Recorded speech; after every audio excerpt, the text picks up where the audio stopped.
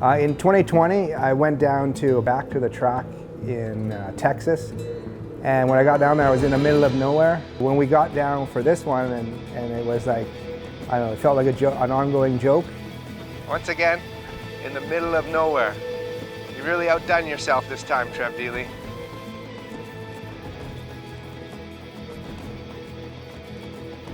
I was like, we're in the middle of nowhere again.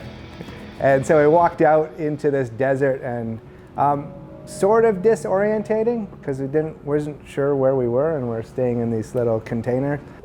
It's called Zakar. It was an acronym. Zombies. Do you remember what it was? I do not know. The guy that owns it wanted to have this feel of like you were hiding out a zombie apocalypse. So there were some gun turrets. They had this cool mural painted on it. It kind of encapsulated that feeling of being in the middle of the desert in California. This is the US. This is kind of the wild, wild west.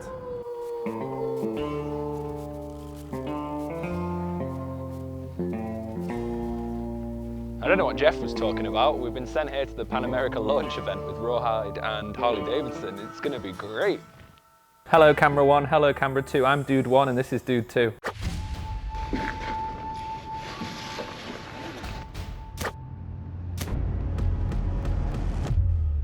Let's go.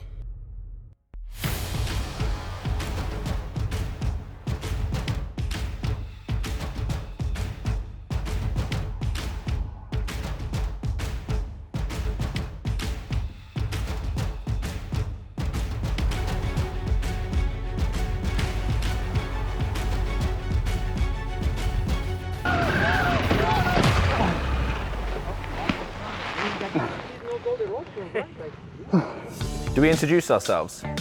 Okay, so let's look at this camera and you go, hi, I'm Jeff Martinez, and I'll go, hi, I'm Dan. Do we do that? Okay. Hi, my name's Jeff. Hello, Jeff. I like motorcycles.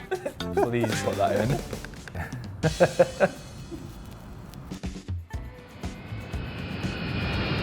So we flew down to LA. We were going to the Mojave Desert. I didn't really know what to expect. I've been down to LA a bit, but not a lot. So kind of when we got on the tour bus to head out to where we were going, I don't know, for me it was a bit of a mystery. Oh yeah, I'd never even been California previous to this. In fact, I'd never even left Canada previous to this trip, so I was super excited. Yeah, and then we came to this compound in the middle of the desert, some shipping containers set up in a rectangle, and that's actually where we stayed in them, was in the shipping containers. We had little rooms set up, and that's where we'd spend the next 3 days doing our training. We're just here to try to learn a technique and not anybody get hurt. If you do follow this, tuck and roll. It was a blend of training from Harley Davidson, so there was a guy from Harley Davidson there to go over the technical specs on the bike, ride modes, setting up the bike, and then Rawhide Adventure, the training group, they did the training, riding training, so proper adventure riding training.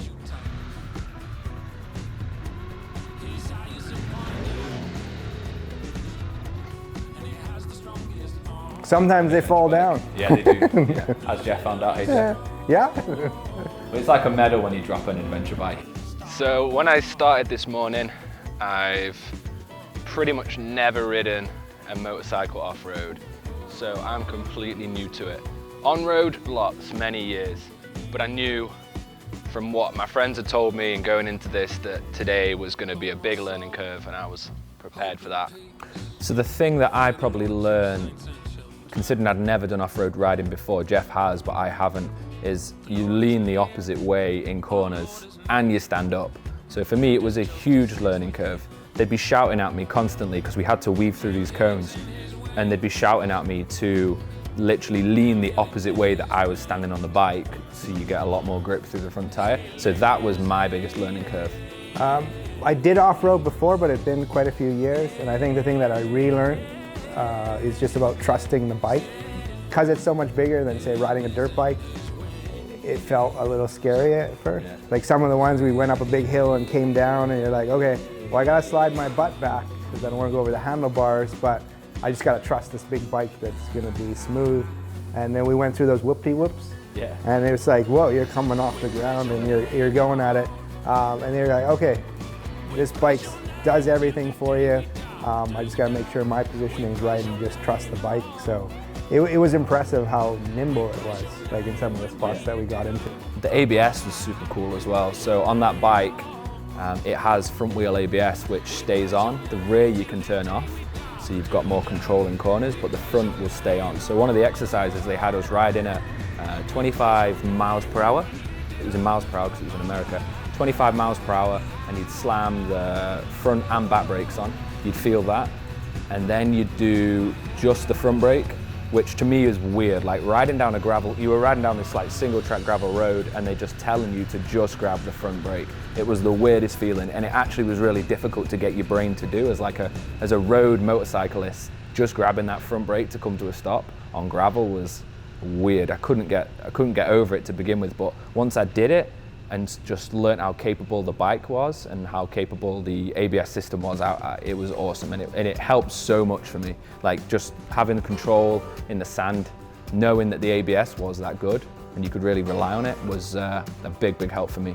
Yeah, and then for me too, the big learning one was the sand pit, because that was kind of my biggest fear out of all of them. And finally getting over it, because I had a bit of a mental block, because the idea you're gonna just keep giving more throttle to get through it, and it's counterintuitive because you're gonna once the bike starts to go, especially the front end, you kind of want to let off the throttle.